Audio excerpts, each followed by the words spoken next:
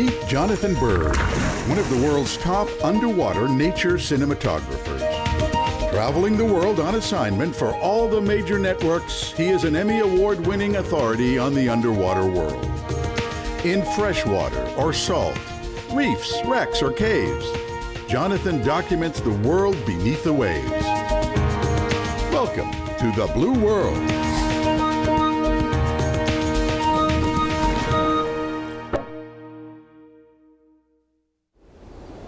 This might look like a plain old bridge. Nothing special. A way for cars to cross over Florida's intercoastal waterway. There are lots of bridges like this. This one, however, is special. It's the Blue Heron Bridge in Riviera Beach, one of the most famous muck dives in the world. The intercoastal waterway is connected to the ocean, but protected by land, so it's calm. Water moves in and out with the tides, but without big waves, it's a great place for boating and diving.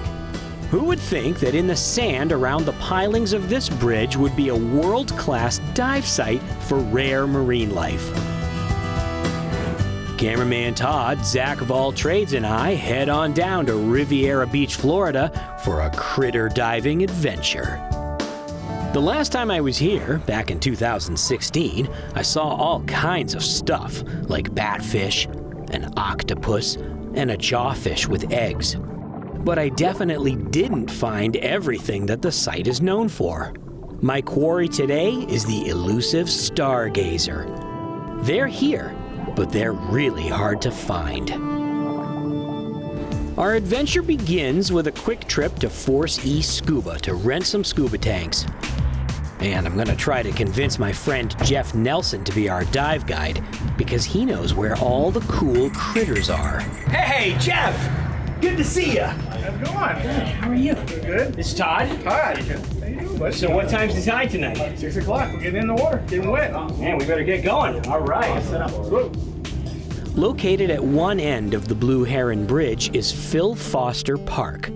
It's a nice beach under a bridge. If you love the beach but you don't like the sun, this is the place for you. We've arrived at sunset because the tides determine our dive schedule. You can only dive at slack tide to avoid excessive current. Soon, slack tide is approaching, and it's time to hit the water, so we start suiting up.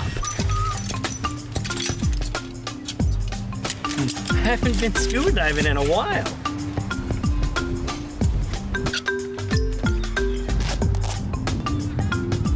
Suck it in.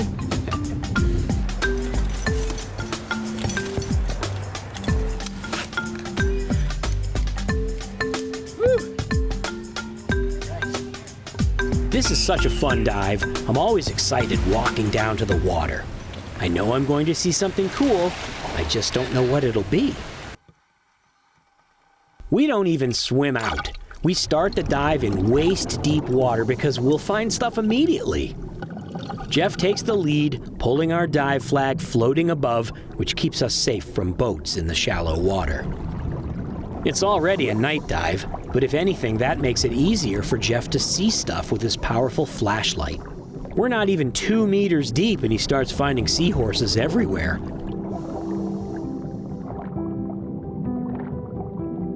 Most of them are brown and camouflaged, so they're very easy to miss. I don't think I would find most of them on my own.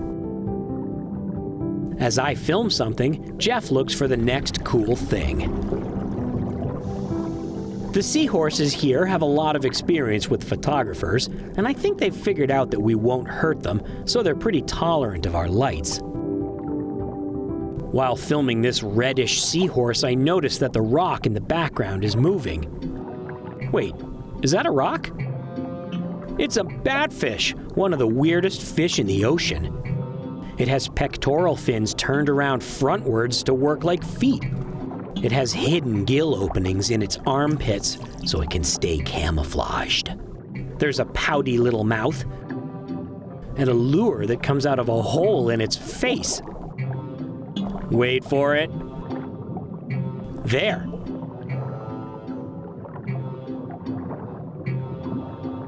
The water here isn't even as deep as a swimming pool.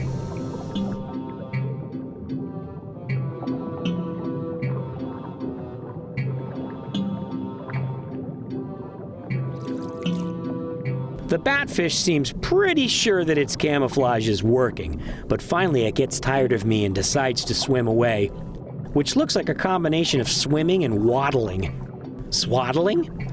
Definitely not very graceful.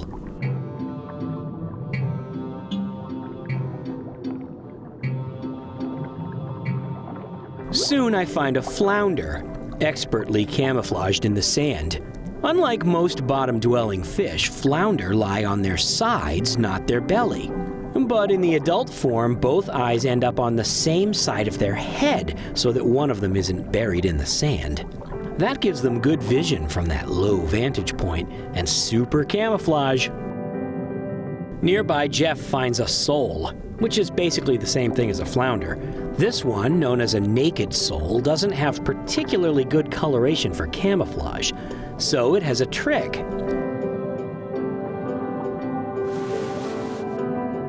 With a light dusting of sand and pebbles, it blends right in, ready for ambush.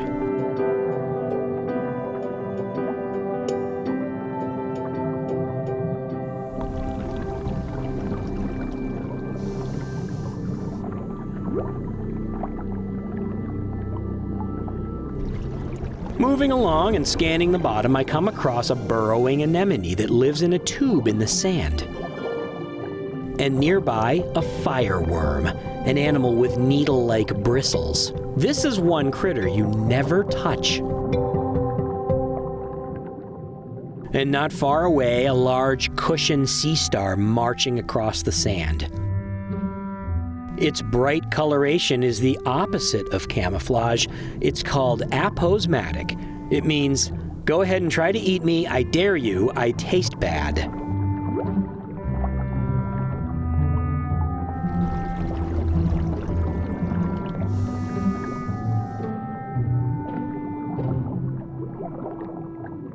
Talk about camouflage, Jeff finds a scorpionfish hanging out in a pile of rubble. Although these fish are not aggressive at all towards people, they have a potent defensive sting. You need to be careful where you put your hand. A little pufferfish escaping from my lights runs right into an arrow crab minding its own business, who gives a few defensive jabs. Excuse me, sorry, coming through.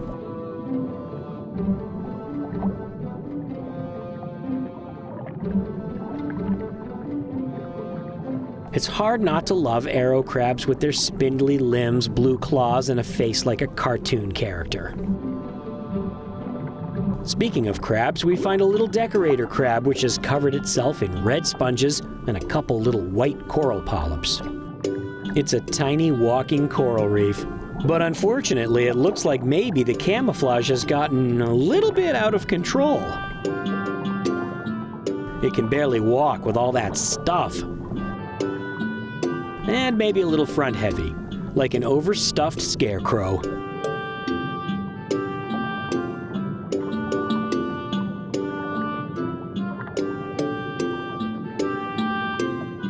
A scuba tank lasts a long time in 10 feet of water, but after nearly 2 hours underwater, it's finally time to head back to the beach. The next morning, it's back to the bridge for another slack tide.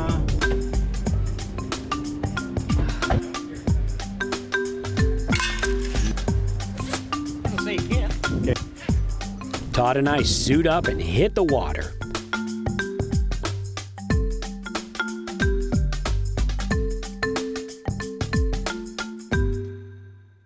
Don't go away. Jonathan still has to find the stargazer, and he plays with some friendly seals.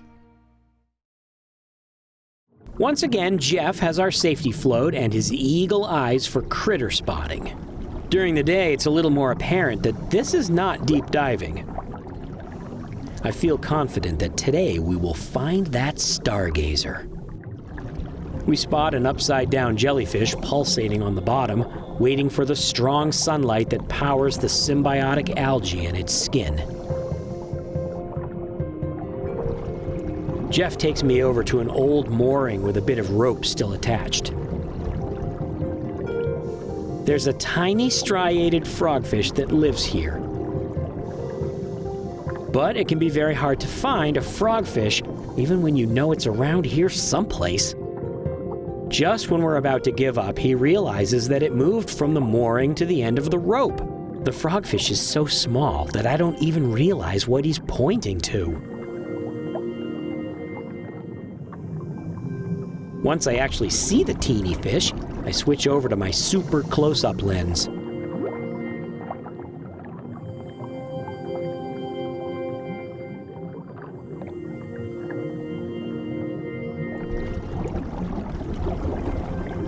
The striated frogfish, otherwise known as the hairy frogfish, is one of the most sought-after creatures of this dive site.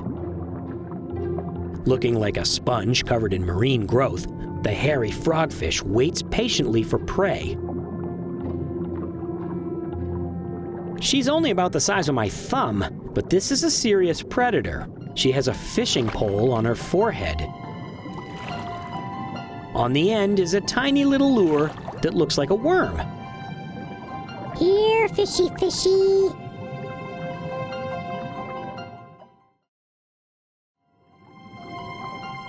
Jeff returns and rescues me from a curious fireworm.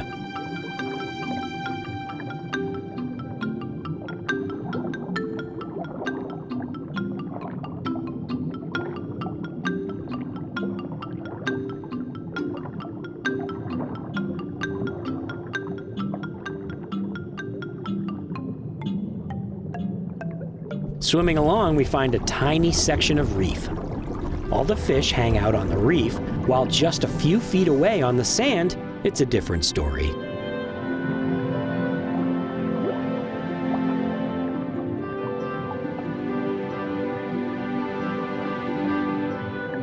On another reef, a school of sheep's head hang out.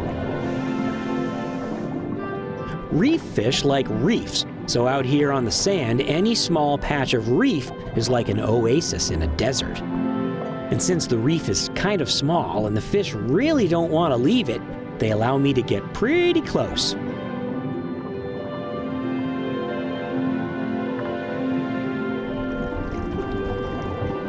Jeff leads me on towards another spot he wants to investigate for a stargazer. We don't find a stargazer, but we do find this little guy. He's a dragonet, a tiny fish only a couple inches long. He has a big yellow dorsal fin that he uses to impress the female dragonets. Hey, baby, check out this awesome fin. She is not impressed. Oh well, there's plenty of fish in the sea. Jeff just keeps swimming, and I'm beginning to wonder how far we're going. Soon he starts heading under the bridge, on his way to the other side. He knows where he's going, so I just keep following. I hope I have enough air, but we're only 10 feet deep, so if I have to surface, I'll figure it out. On the other side of the bridge, Jeff finally spots what he's looking for, the telltale face of a stargazer in the sand. Buried up to the eyeballs, the stargazer is the ultimate ambush predator. It can sit still without moving for days. I can't believe he actually found one. Jeff tries to remove the sand a little without spooking the fish so I can get a better shot, but the fish knows she's been spotted. I don't want to lose the fish that took so long to find, but if I follow too close, she'll panic and bolt out of range. So I have to hang back and, swim casual-like. Finally, she stops. Jeff and I keep our distance so she won't flee again. She landed in a spot with too much rubble and not enough sand, so it's not a good spot to bury herself. And that's lucky for me, because now I can see what this awesome fish really looks like when it's not buried. So, are they called stargazers because they have star-like spots? Or because they gaze at the stars with those skyward gazing eyeballs? Maybe a little of both.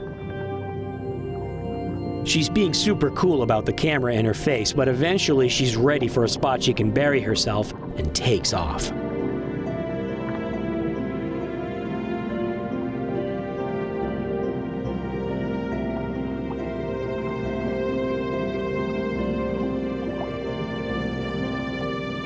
After what seems like forever, she finds an appropriate piece of soft sand and demonstrates the process of digging in. She's gulping lots of water in through her mouth and then blowing it out through her gills at the bottom of her body to blast the sand out of the way. So she digs with water pressure. And poof, just like that, she's gone. I feel bad for the next unwary fish to swim by.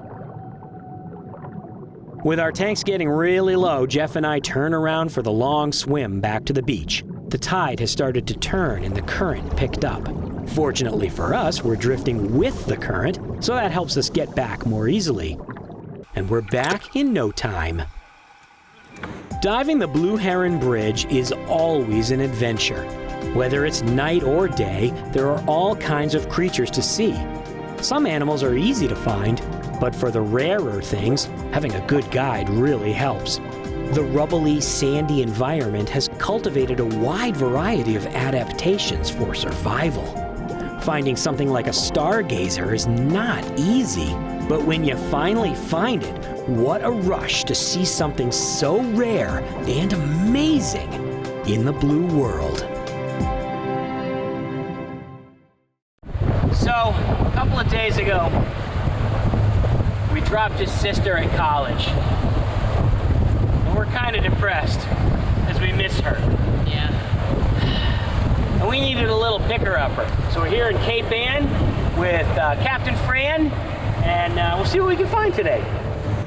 We're diving Cape Ann, Massachusetts, my local stomping ground, where I learned to dive all those years ago.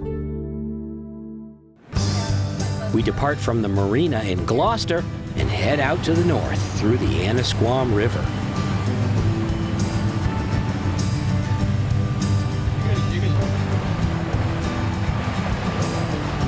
Eventually, we pass the Anasquam Lighthouse.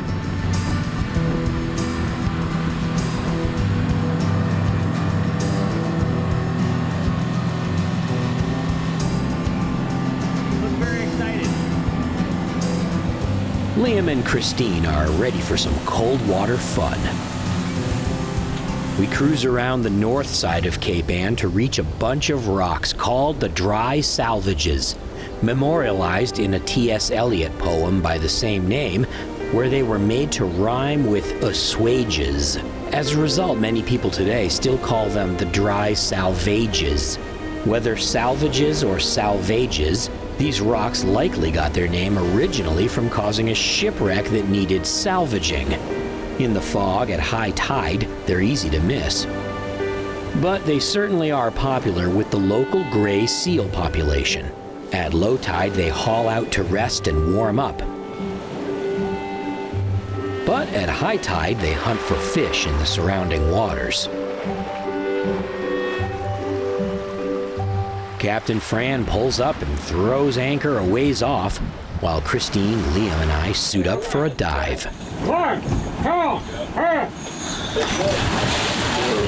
Down on the rocks below the boat, we find lots of algae and a healthy sea star population. There's no way to sneak up on seals with noisy scuba gear, so the only way to see them is to wait for them to get curious. So we look for other things to film. Liam finds a rock crab. There are lots of rock crabs apparently feeding on the prodigious quantities of mussels on the bottom. It looks like Liam has himself a new pet.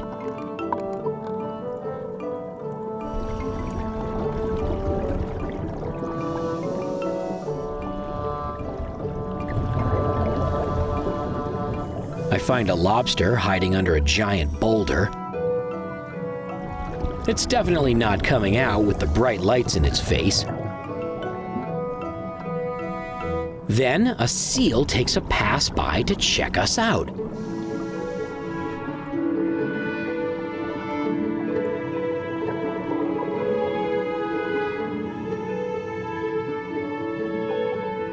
Seals are really curious. If they think they're missing out on something fun, they definitely come over to have a look. So we need to look like we're having fun. I'm hunting around for a good spot to hang out, Not too deep and not too shallow. A little gully makes an ideal place. A seal makes another pass.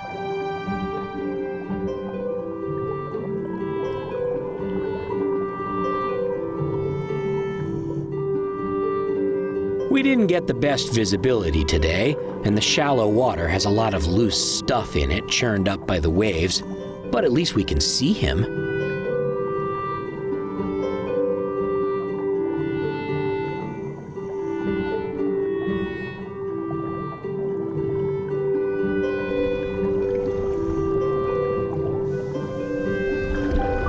If we tried to chase the seals, they would be frightened and swim away. They have to come to us, so our mission is to be patient and look like we're doing something really interesting. Christine doesn't even realize she has a seal nibbling on her fins. The seals seem fascinated with our fins. Finally, one seal develops a curiosity about the camera lens.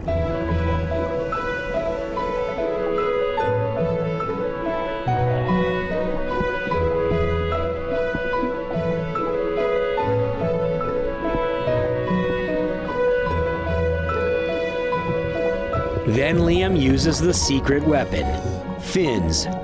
For whatever reason, seals just love to investigate fins. So we sit and flap them around.